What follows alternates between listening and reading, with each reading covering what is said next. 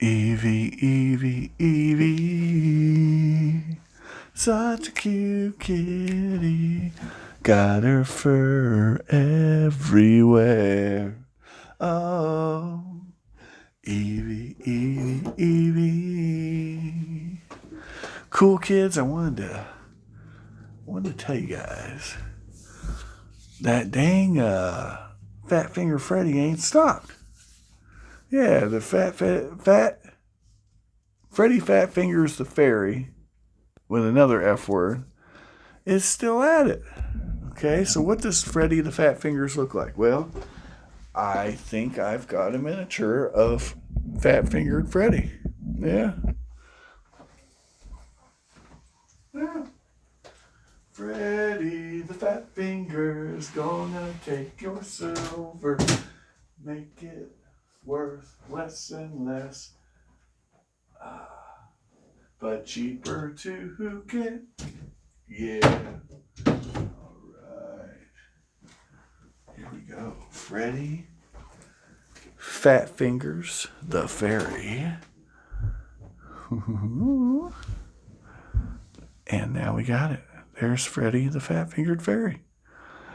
Ting, ting, ting. And what does he have today that he's going to make cost less for us? Well, look at that. What did you bring us today, Mr. Freddie Fat Fingers?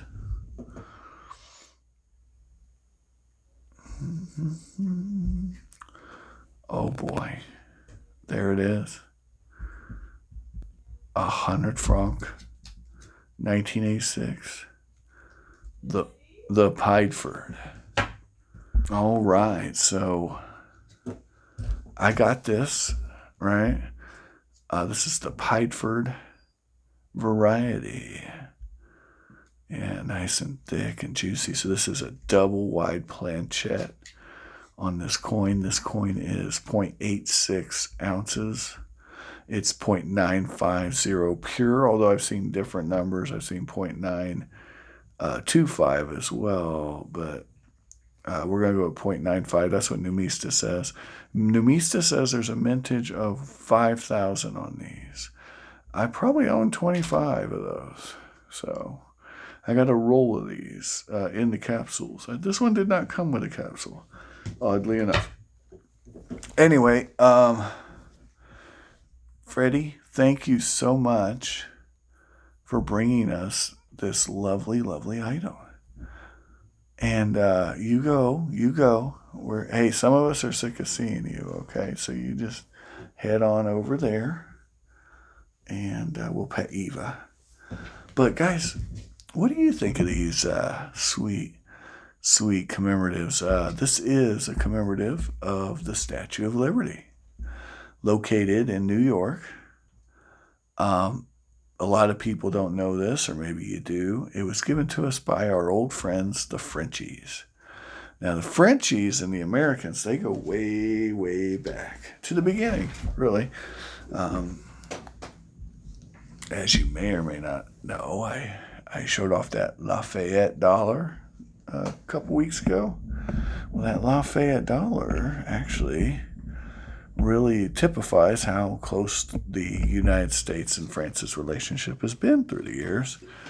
And it was so close and so caring that they gave us this statue with, money did change hands, donations were taken, and there is a matching statue, as you may or may not know, that's in France. And as a matter of fact, if you look up the French Indochina silver coins with the I'm trying to remember what they call it, the devil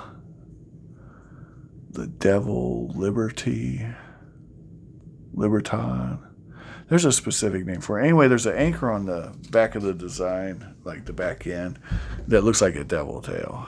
But it's the Statue of Liberty. It's Lady Liberty, as depicted in the Statue of Liberty, with a whole bunch of fun other you know, different symbols. If you look real close, you'll notice that on the back of the Mercury dime, right, that same axe is also on that devil liberty design, devil-tailed liberty design from the Vietnamese coin. And you'll see a lot of overlap in the designs on coins like that.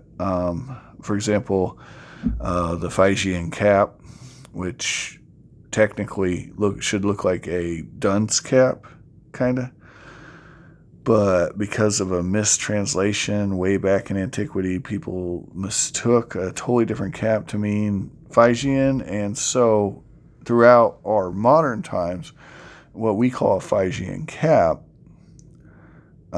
while it isn't actually a Fijian cap, it does represent liberty and freedom. Going back to the ancient world, it's just they used the wrong cap. This does not use a Fijian cap, but it does have some of the other features of other various coins that are pretty sweet, pretty common. You see them a lot in different cultures. But this Statue of Liberty, this is really a French thing. This depiction of liberty, and it kind of it's uniquely French, but it's come to symbolize the United States. So that's really interesting. And if you look at the history of the two countries, it really makes sense because they have been tied at the hip for quite some time. There was a bit of a mess between the French and the United States during the time of John Adams. And that was mostly the same old nonsense. The French and the English thought they could grab American sailors to use in war. And that ended up blowing up into another war in 1812 anyway. But, there's the XYZ affair and all that. So there have been some unpleasantries, but for the most part, the United States and the French have experienced a very positive relationship, at least for them. Now, you could argue with the rest of the world. I'm sure the Germans don't agree, and I'm sure the British aren't particularly pleased by it. But the U.S. and the British have a wonderful relationship, too, now. It was bumpy until late in the 19th century. After World War I and World War II, it was really solidified. And basically, they're married to us at the hip, too, although that is shifting. There's a very anti-American sentiment in Europe these days. A lot of it is fostered by changes in ideology, and mostly because the rest of the world sees the United States as schizophrenic. Every 4 years, we potentially change leaders and we change all of our policies, and it really makes it hard to make lasting plans as far as the United States goes. Also, a lot of those countries see the United States as being backwards in a lot of ways. And of course, as you know, people in the United States don't care what Europe thinks of them, not the sensible ones anyway. There are always going to be folks on either end of the spectrum, but for the most part, we don't care about the rest of the world in America because the rest of the world kind of depends on us. But that, too, is changing, and that is something we'll talk about another time. But definitely some cool, sweet coinage, and fat-fingered Freddie better knock it off. These are the things that can really cause a problem for Fairy. They disappear. Now, fat-fingered Freddie is a pixie. That's a specific kind of fae. Fae is a term for fairy, or, they're kind of interchangeable. We won't get too deep into that either. Let's just say fat-fingered Freddie is,